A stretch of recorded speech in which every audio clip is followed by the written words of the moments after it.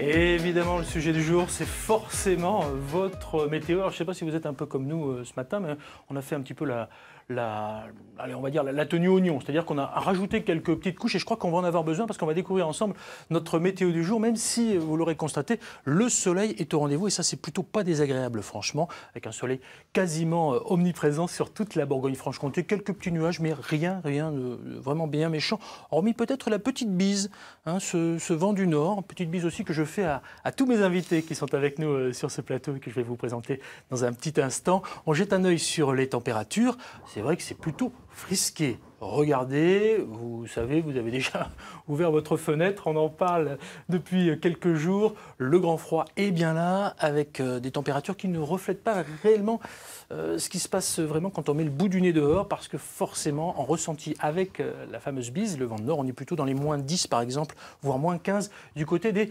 Pontisaliens. Et une chose sûre, c'est que ça gèle absolument partout. Heureusement, nous, on a de quoi vous réchauffer ce matin avec par exemple Laurence-Olivier Fèvre. Bonjour. Bonjour. Vous êtes responsable du service de génétique au CHU de Dijon et avec nous parce que demain, il y a une journée un petit peu particulière. C'est la journée mondiale des maladies rares. Saviez-vous que c'était cette journée particulière demain, Dominique? Je ne savais pas que c'était demain. Je connaissais le terme maladie rare, mais non, je ne savais pas qu'il y a une journée consacrée à tout ça. On va aussi parler un petit peu de handicap, entre guillemets, avec vous, Véronique. Bonjour. Bonjour. Vous êtes, vous, à l'origine d'une association Une Voix pour Demain.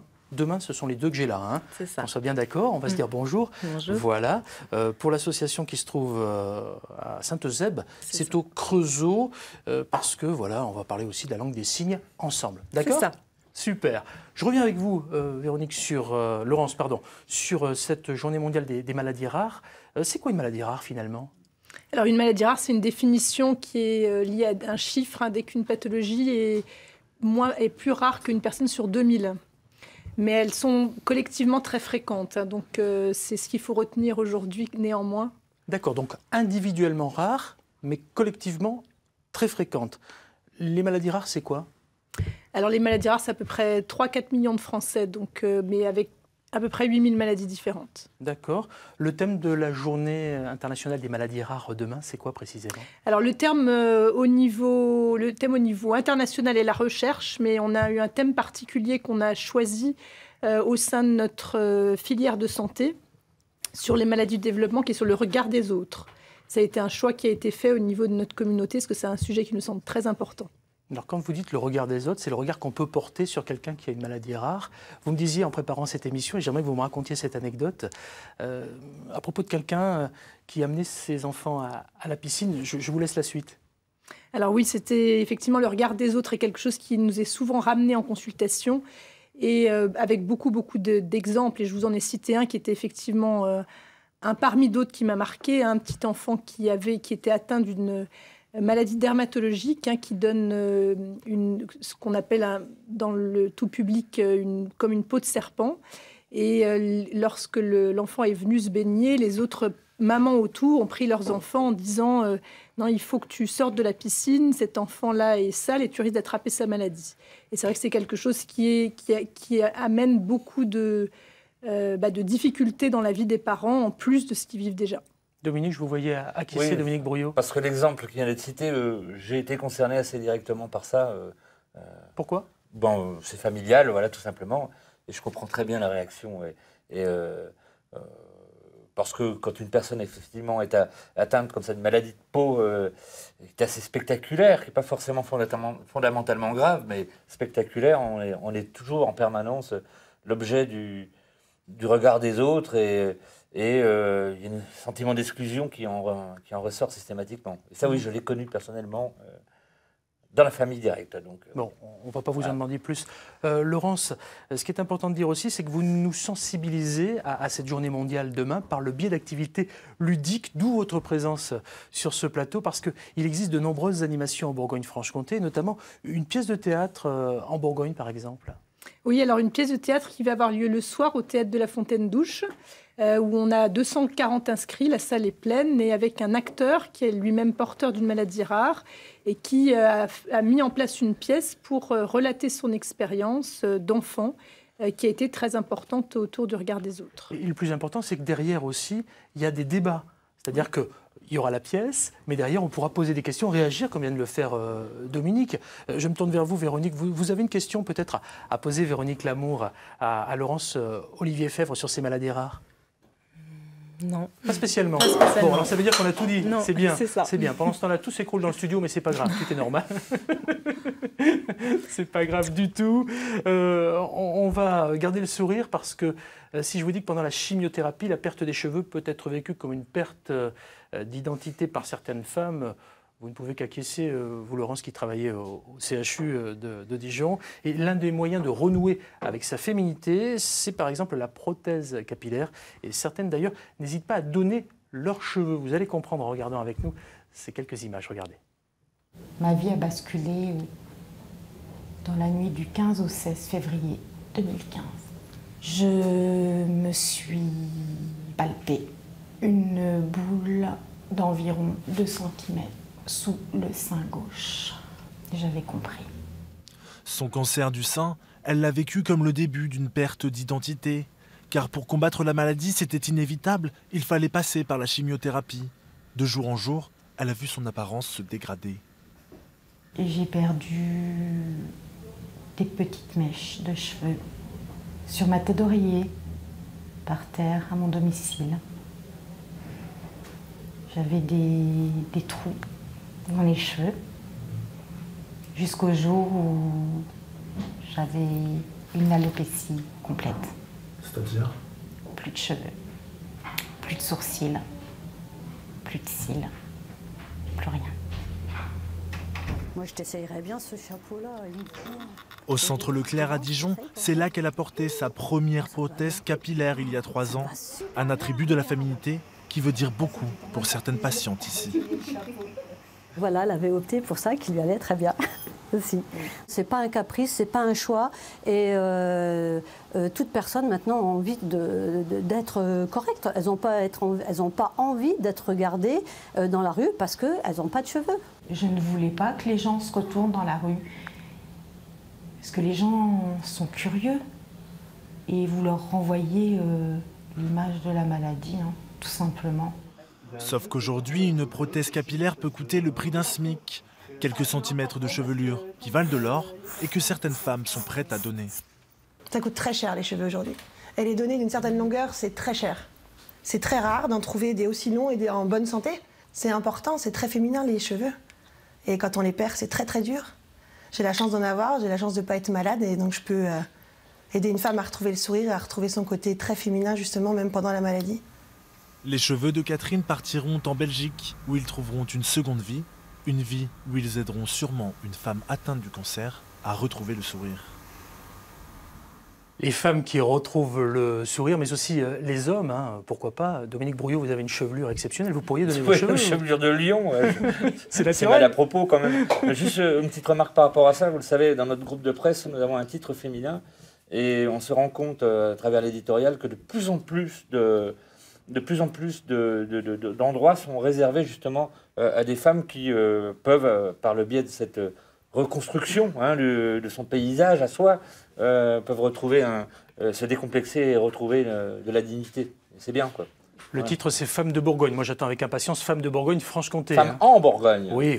Alors, nous, on est en Bourgogne-Franche-Comté, dans la grande région. Oui. Et dans le monde entier, il y a demain la journée mondiale des maladies rares.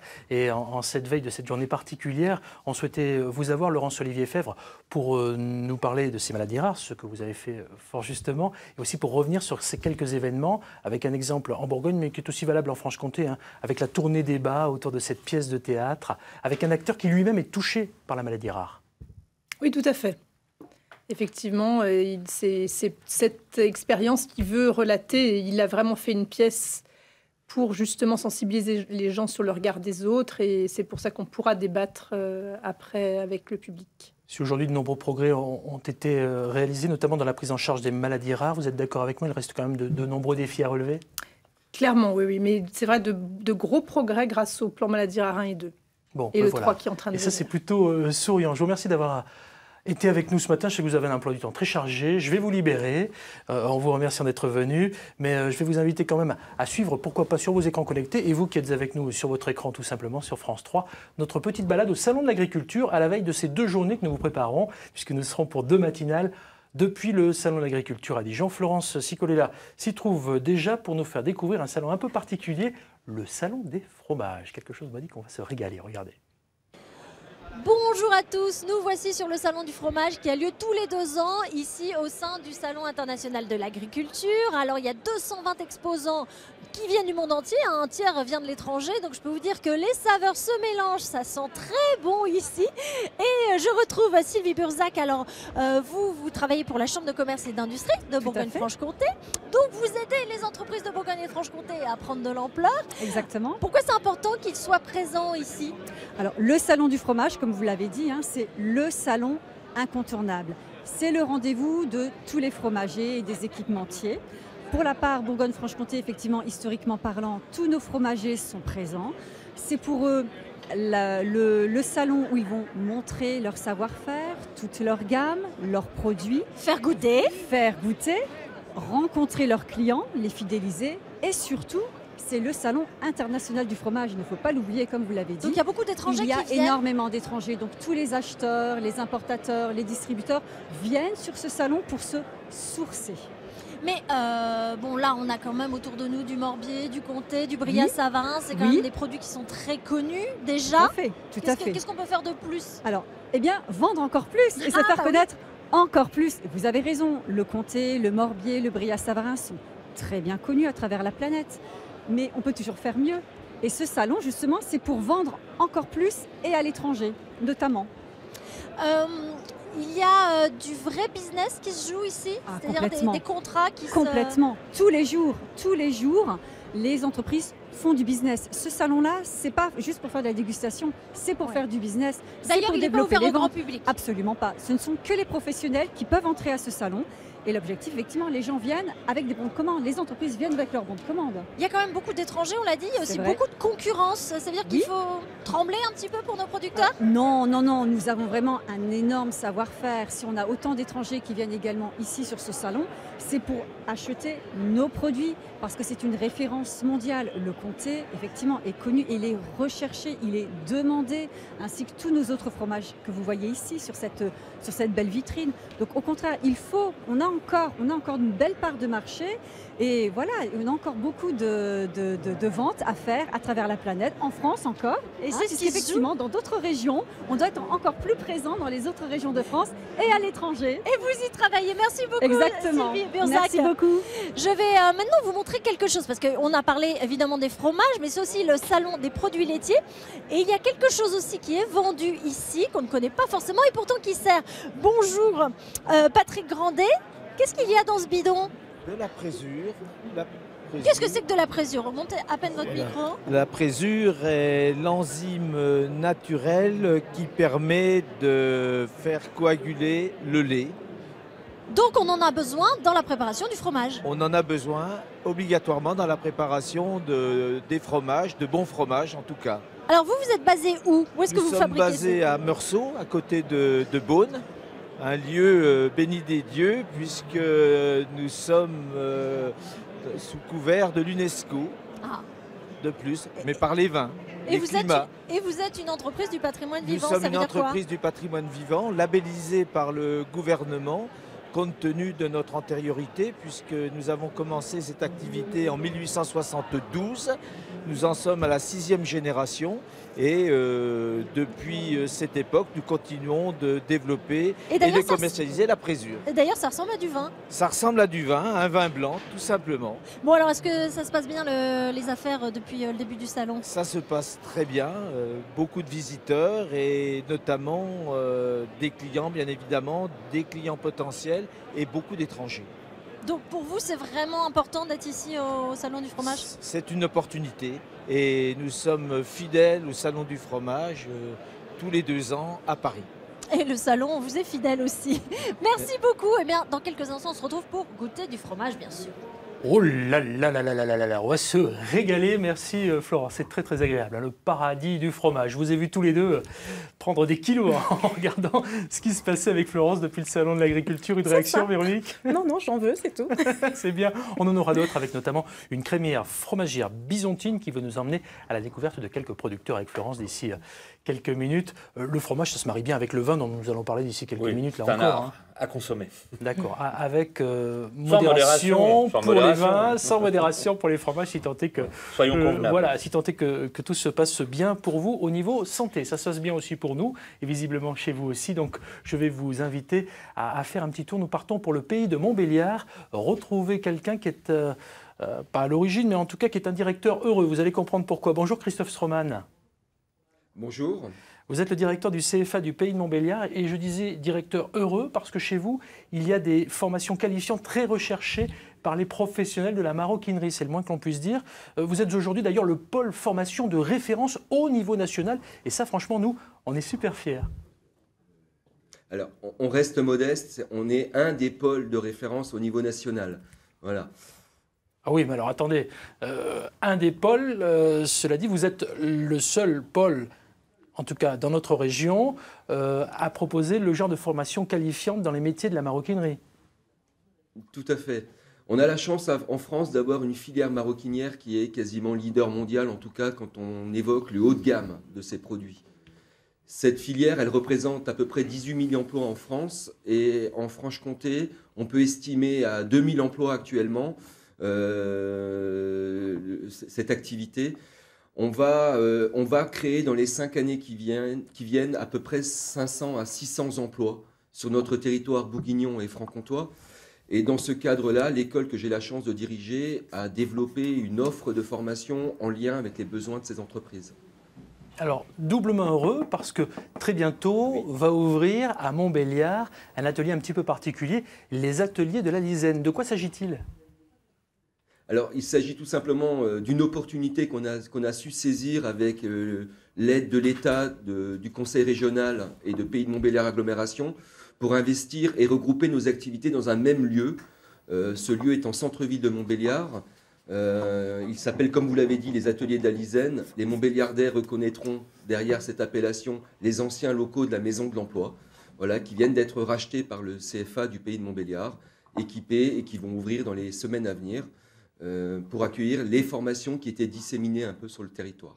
Justement, parlant de formation, les métiers de la mode, les métiers de la chaussure, les métiers de la maroquinerie, avec quand même quelques grandes industries. On ne va pas faire trop de pub, mais il y a beaucoup de très très grandes signatures, signatures internationales. Tout à fait, c'est ce que je vous expliquais tout à l'heure. On a la chance en France d'avoir un secteur de la maroquinerie qui est leader mondial. 18 000 emplois en France, voilà, des créations d'emplois en nombre chaque année, mais malheureusement sur le marché du travail, on ne trouve pas de maroquiniers formés disponibles.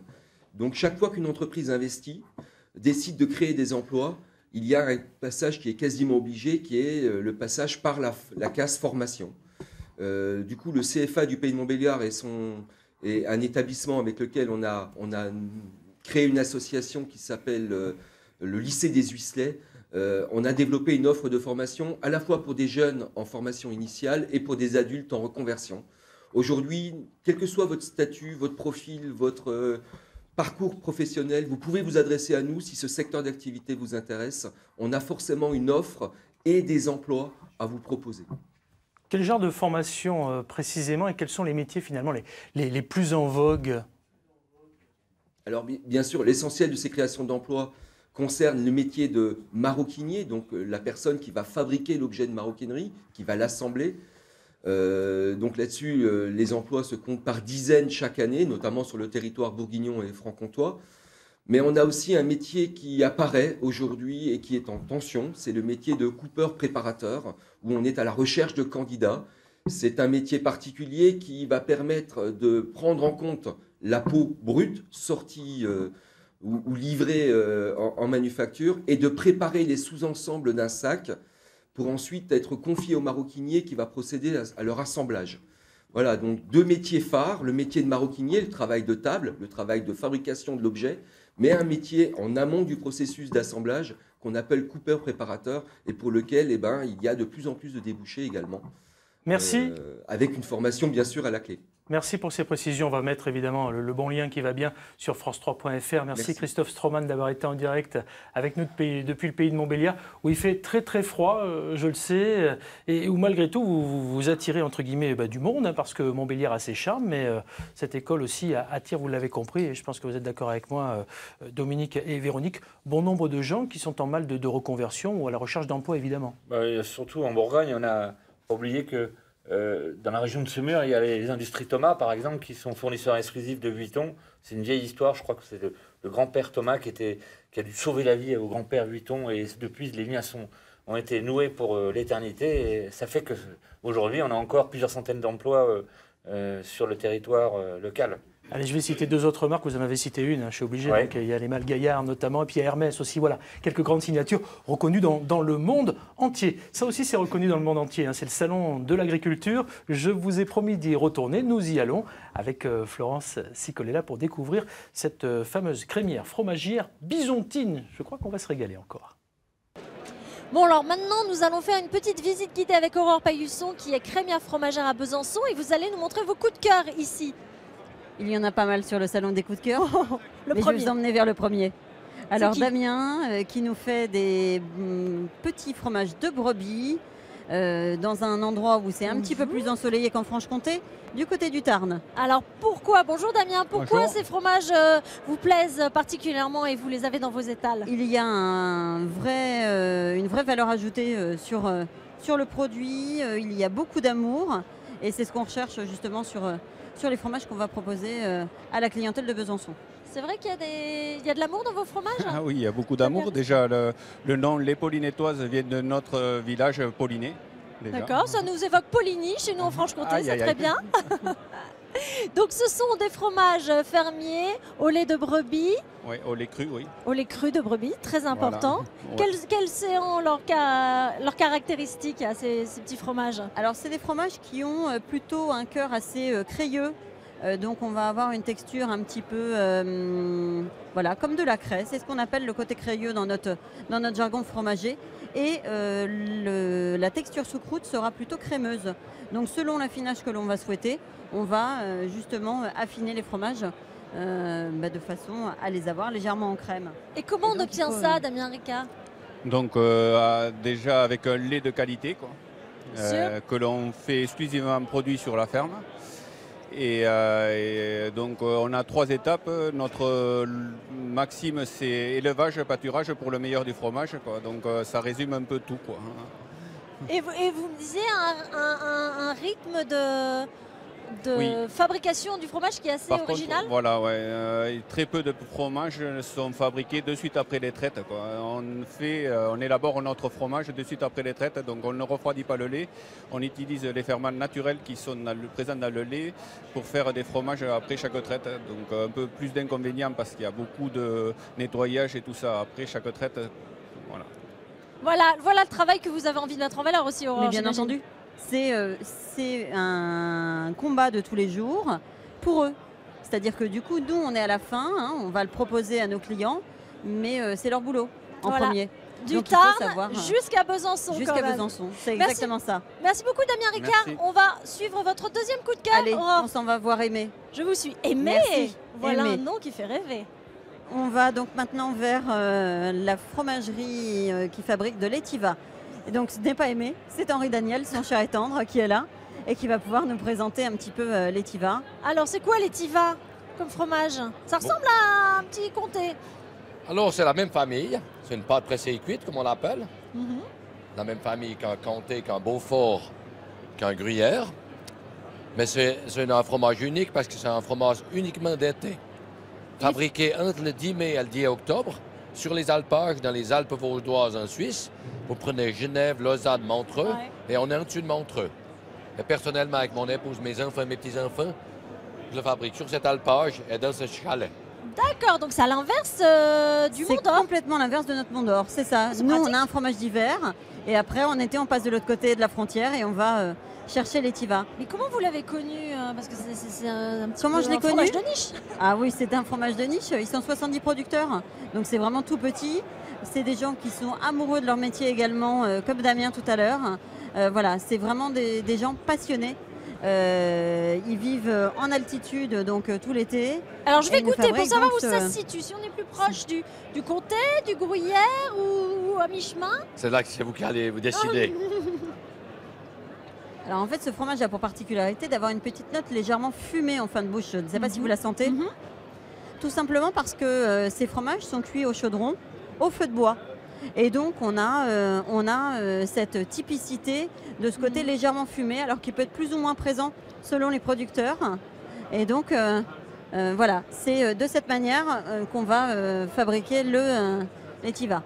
Alors on est 70 producteurs, 70 pour vous. 70, bien sûr. Mais chacun le fabrique individuellement sur l'alpage. C'est ce qui fait que vous avez c'est vraiment une spécificité. Si vous êtes à l'adroit, au revers, vous êtes à 1000 mètres d'altitude ou bien à 2000, eh ben, vous avez une certaine différence. Donc on est sur une AOP, mais finalement chaque producteur a vraiment son goût. Et puis l'affinage joue aussi, j'imagine. Ben, l'affinage, il se fait alors dans une collectivité, maximum 7 jours dans les chalets, et il est affiné à la coopérative. C'est le même affinage et puis on a le même commercial. Je veux dire, il est commercialisé depuis la même place. C'est ce qui nous permet d'aller à l'exportation. Et on exporte notre fromage dans le monde entier. Et si vous avez parlé avant de la motivation, on est des vieilles familles d'alpagistes. Du côté de mon père, moi je suis la 4e génération. Et du côté de ma mère, peut-être plus que 10. Alors on a le sang d'alpagistes qui nous coule dans les veines. Bravo, et l'étiva qui écoute bravo pour ce travail et merci beaucoup Aurore pour ces belles découvertes. Le salon du fromage et des produits laitiers à découvrir sur le Salon international de l'agriculture Paris Porte de Versailles. Nous y serons jeudi et vendredi pour 2 matinales sympathiques. Avant de retrouver Florence qui continue sa poursuite avec quelques bourguignons et quelques francs-comtois dans ce salon, je voudrais que vous nous en disiez plus, Véronique Lamour, sur la langue des signes pour essayer de faire en sorte que nous, les entendants, entre guillemets, on porte un regard bienveillant sur les sourds. Vous voulez que je vous dise quoi? Comment vous est venue cette idée de monter cette association au Creusot pour permettre d'apprendre la langue des signes? Alors depuis toujours, j'ai été en contact avec des sourds à l'école, au collège, au lycée. J'ai inscrit mon fils à la crèche et la crèche mettait en place la langue des signes pour les bébés. Donc je me suis dit, c'est le moment de me lancer. Donc je suis des cours. Apprendre la langue des signes, c'est comme toutes les langues, long, difficile. Donc je me suis dit, en attendant de savoir suffisamment signer pour accompagner les sourds dans leur démarche, je vais créer une association et promouvoir cette belle langue. La langue des signes, c'est une langue à part entière. On voit là le dégoût, par exemple, donc il faut avoir des expressions du visage très particulières. C'est ça, il faut avoir les expressions du visage qui collent aux signes. Oui, et puis parler avec les mains. Alors certains le font un petit peu de manière latino, comme Dominique Brouillot et moi-même, par exemple. C'est vrai qu'on parle beaucoup avec les mains, mais les mains sont très importantes aussi. Les mains sont la parole. Ouais. Voilà, donc voilà. C'est une langue qui est basée sur la gestuelle, sur le regard. L'expression du visage, le corps, c'est en 3D, c'est... Voilà. On va voir d'ailleurs un petit extrait d'un clip, je crois que vous avez fait. Racontez-moi ce clip, c'est quoi? Donc c'est le réalisateur de Bourgogne, Éric Niveau, qui m'a contacté. Il voulait faire un clip sur une musique et mettre en avant la LSF. Eh bien écoutez, on va regarder un tout petit peu et puis on revient ensemble pour essayer de vous en dire plus sur la langue des signes. Look, keep your eyes. It's too dark. It should be better. Look, keep your eyes on me. It's too dark to see. It should be better. I will be better. Look. On va laisser dérouler les images. Pendant ce temps-là, j'ai envie de vous demander quel est le but de votre association finalement? Que les entendants sachent que cette langue existe. Et j'espère un jour qu'on arrêtera de les regarder. Avec un regard différent. C'est ça, avec un regard différent et qu'on qu'on accepte que la langue des signes est une langue. Voilà. Oui, il y a un point commun avec Laurence qui nous a quittés. C'est ça. Pour des questions d'emploi du temps, pour ceux qui n'étaient pas avec nous en début d'émission, on parlait de la journée mondiale des maladies rares qui a lieu demain et le regard porté justement aux autres. C'est terrible. C'est pareil, hein, c'est terrible. À propos de regard, quand je vois ces images, j'aimerais que vous me les expliquiez un petit peu parce que là, on voit certaines choses. Expliquez-moi pourquoi vous avez fait ces photos. Pour toucher d'autres personnes qui, par exemple, ne veulent pas venir aux initiations ou qui ne regardent pas les clips. Voilà, donc ce sera exposé sur le Creusot, principalement, dans un premier temps. Ce sont des signes qui ne bougent pas, parce que je vous ai dit, c'est en 3D, donc j'ai essayé de trouver des signes qui ne bougent pas et les associer à une image pour toucher un maximum de public. Je précise que la langue des signes est reconnue en France depuis très peu de temps, hein, finalement, 2005. depuis 2005, c'est ça, hein, c'est la loi du 11 février. C'est ça. Et vous voulez accompagner gratuitement, on l'a pas dit, des sources sur des événements dans certaines démarches aussi. On va mettre le lien de votre association sur france3.fr pour essayer d'en savoir un petit peu plus. Véronique, merci bien. Et vous restez avec nous. Comment on dit boisson en langue des signes? Boisson. Boisson, tout simplement, d'accord. C'est simple, Dominique Brouillot, hein? Oui, ça, on savait. Bon, je vous propose maintenant, tiens, de repartir au salon de l'agriculture, retrouver Florence Cicolella, qui est porte de Versailles, pour aller faire un tour dans ce salon des fromages et découvrir quelque chose qui va vous faire plaisir, Dominique, parce qu'on va découvrir une fromagère américaine. Et juste derrière, justement, on va parler de nos vins qui, paraît-il, sont très connus aux États-Unis. Allez, pour finir notre petit tour du salon du fromage, je voulais vous montrer cette surprise qu'on a eue tout à l'heure. Regardez ces fromages qui ressemblent fortement à nos fromages comtois et pourtant ils sont américains, Gersande. D'où viennent-ils? Oui, bonjour Florence. Alors nous sommes américains. On est basé au nord de Boston, dans le Vermont. Donc juste à côté du Canada, on est à quelques heures du Canada. Et nous faisons du fromage au lait cru et au lait pasteurisé de vache. Donc on peut faire du fromage au lait cru aux États-Unis? Nous pouvons produire et vendre le fromage au lait cru dès l'instant où il est affiné 60 jours. Et on est sur une production fermière? Nous sommes sur une production fermière, nous avons notre propre troupeau de vaches. On a également une cave d'affinage où on affine nos fromages.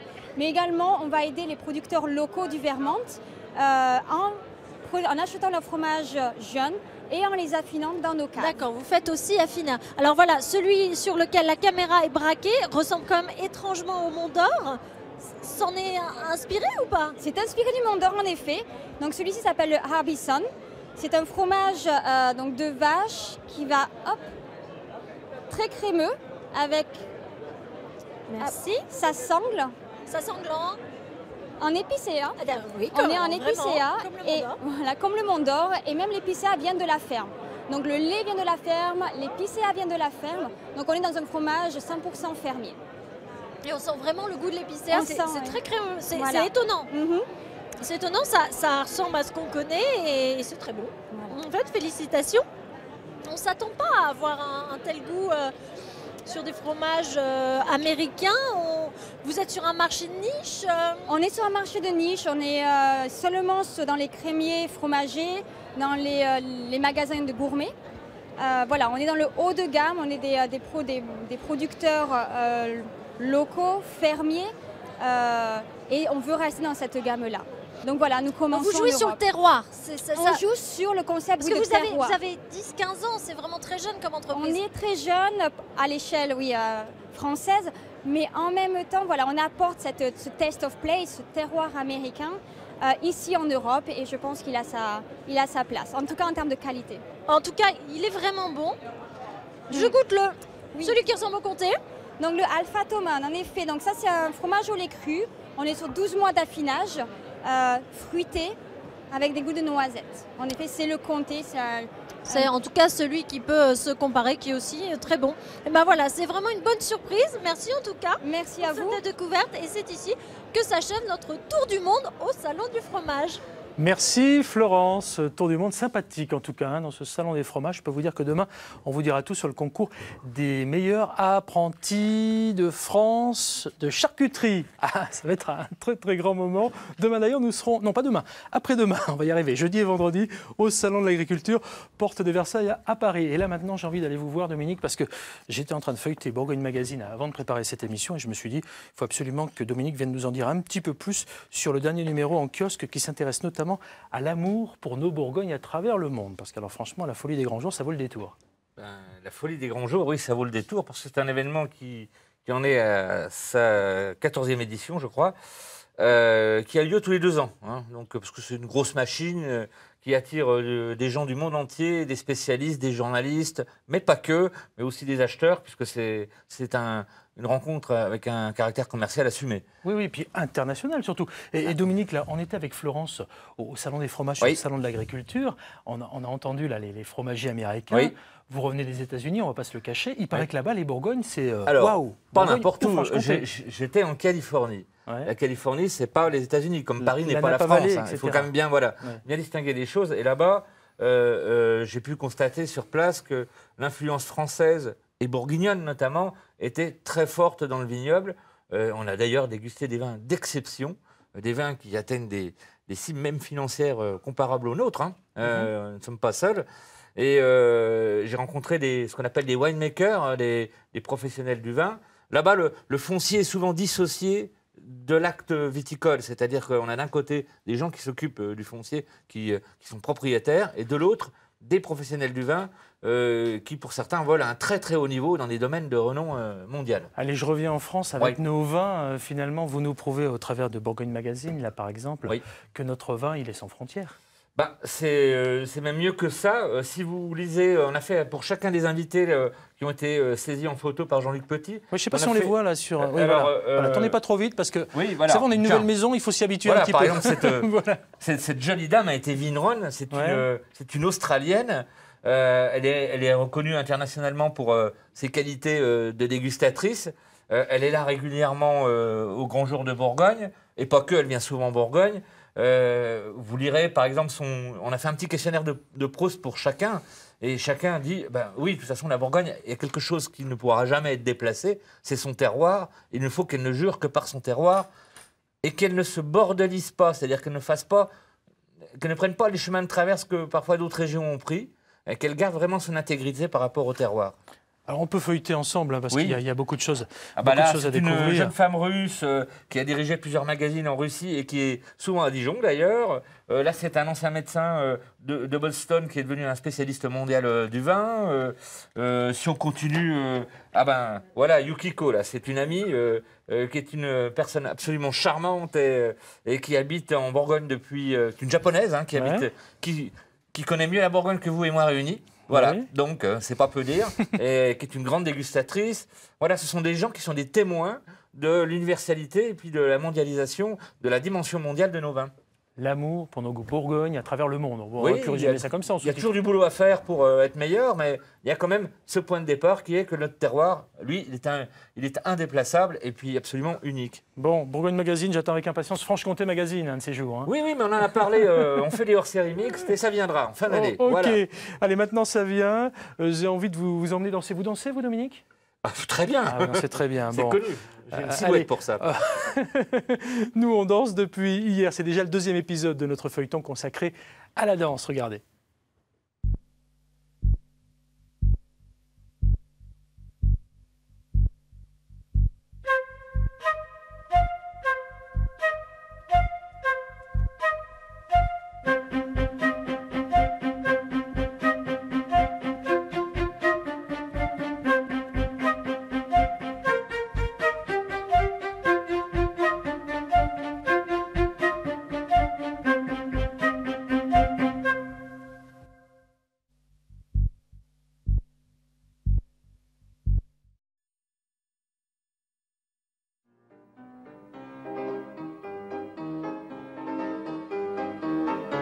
C'était en 1990, à l'Opéra de Paris. Brigitte Hermetz dansait sa propre chorégraphie. Une carrière commencée à l'âge de 16 ans, après 5 années passées à l'école des petits rats de l'Opéra. Aujourd'hui, la Parisienne a posé ses valises à Besançon pour transmettre son expérience aux jeunes. La référence de Brigitte Hermetz, c'est l'École française, une institution depuis Louis XIV, aujourd'hui encore incarnée par l'Opéra de Paris. Je me souviens de Maître Brieux qui à l'époque était déjà très âgé, mais qui rien que par la lumière qu'il avait dans les yeux et la manière de poser un geste, on était... je sais pas, c'était magique. J'ai commencé à comprendre que la danse, c'était pas seulement la technique, mais aussi l'expression d'un sentiment et de l'intérieur et de la vie qu'on avait à transmettre au public. Faire du spectacle de fin d'année de son école un moment inoubliable demande des heures de travail à Rivet Leby. Chez lui, il prépare les chorégraphies tout au long de l'année. Déjà petit, il faisait danser ses frères et sœurs. Moi, j'ai commencé un peu la danse parce que j'étais une personne qui était très introvertie. Et à travers la danse, et c'était vraiment tout petit, je me souviens, c'était en CM2, non, c'était en CE2, il y avait une fête de l'école. Et il y avait une musique, c'était Michael Jackson, c'était Smooth Criminal. Et je me suis mis à danser. Et là, d'un coup, il y avait des gens autour de moi qui m'appréciaient, qui appréciaient ce que je faisais. Et d'un coup, je me suis dit, waouh, c'est cool. Je peux être, entre guillemets, je peux être quelqu'un. Je peux être intéressant, je peux susciter de l'intérêt pour les autres. Non pas forcément par ce que je dis, mais parce que je peux dégager à travers ma danse. Ce regard de l'autre, il peut paralyser ou galvaniser. Comment s'y prendre pour que les élèves en fassent un allié plutôt qu'un ennemi? J'essaie de leur donner le dépassement de soi-même, ce qui peut leur servir même dans la vie de tous les jours, et l'envie de toujours aller au bout des choses. Qu'est-ce que tu veux chercher à exprimer? Qu'est-ce que tu veux faire passer comme message au-delà simplement de la danse basique qu'on peut faire tout un chacun? Ce travail en amont des cours, on appelle cela marquer les mouvements. Amandine Dumont, elle, prépare directement ses cours de danse contemporaine sur place au Conservatoire de Besançon. Pour moi, ce qui est d'autant plus important dans la transmission de la danse, c'est que c'est une discipline grâce à laquelle on part à la découverte de soi, en fait. En contemporain, l'improvisation mène à cette émancipation. La danse libère, la danse apaise.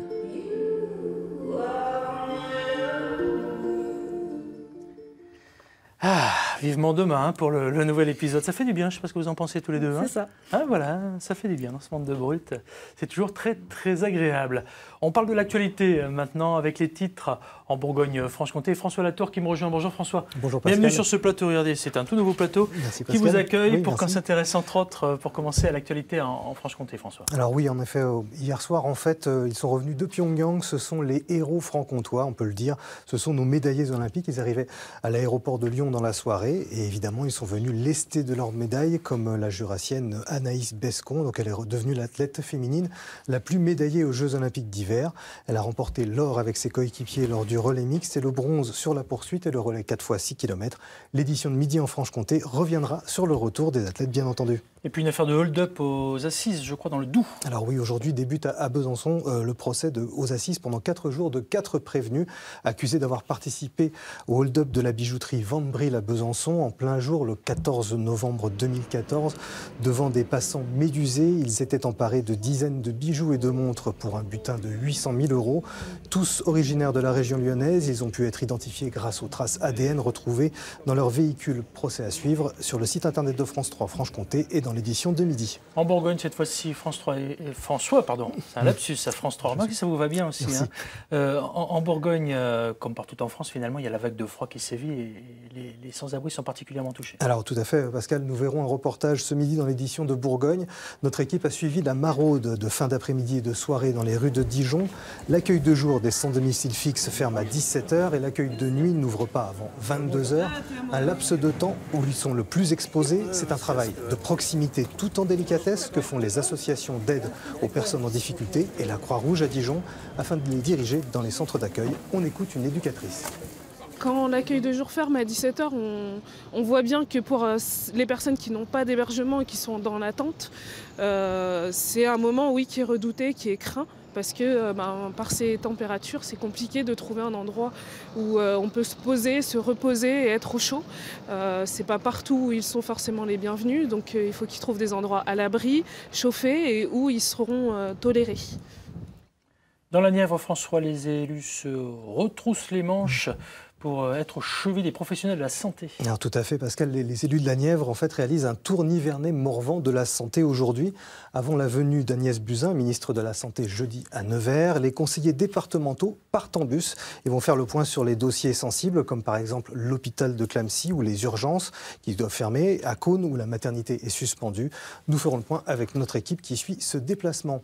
Et on poursuit dans la Nièvre où, au chapitre social, les salariés de l'usine Valorec de Caunes-sur-Loire seront fixés sur leur sort aujourd'hui. En effet, il se tient à Paris un CCE extraordinaire qui sera décisif et donnera la teneur. Rachat ou liquidation du site nivernais, 120 emplois seraient menacés. Le site de Caunes-sur-Loire fabrique des tubes sans soudure pour les activités de forage. Une de nos équipes suit ce CCE, les décisions à suivre sur notre site internet et dans notre édition de ce soir. Voilà Pascal, pour les infos à suivre dans nos éditions et sur les réseaux sociaux bien entendu. Super, on met tout aussi sur France3.fr. Tant qu'à faire. Évidemment, François, on va faire une petite chorégraphie pour tester les caméras que nous avons. On a tout plein. Tenez, venez. On bouge, voilà, parce que... On est bien aussi dans ce nouveau décor. Voilà, c'est bien. Ça vous a plu à tous les deux? Oui, très bien. Merci Super. Véronique Lamour, merci Dominique Brouillot d'avoir été avec nous en direct. Merci François. Nous on se retrouve demain, alors sur cette caméra si vous voulez, par exemple. Pourquoi pas. Demain on parlera de magie, on parlera de jeux. Et puis demain, vous en saurez plus sur les meilleurs apprentis charcutiers. N'oubliez pas, jeudi et vendredi, on vous prépare une spéciale salon de l'agriculture. Vous regarderez Dominique et Véronique, hein? Bien sûr. Bon, très bien. Si vous voulez revenir sur l'émission, rendez-vous sur France3.fr. Merci à tous et à demain, 9h50, à la bonne heure et de bonne humeur, évidemment.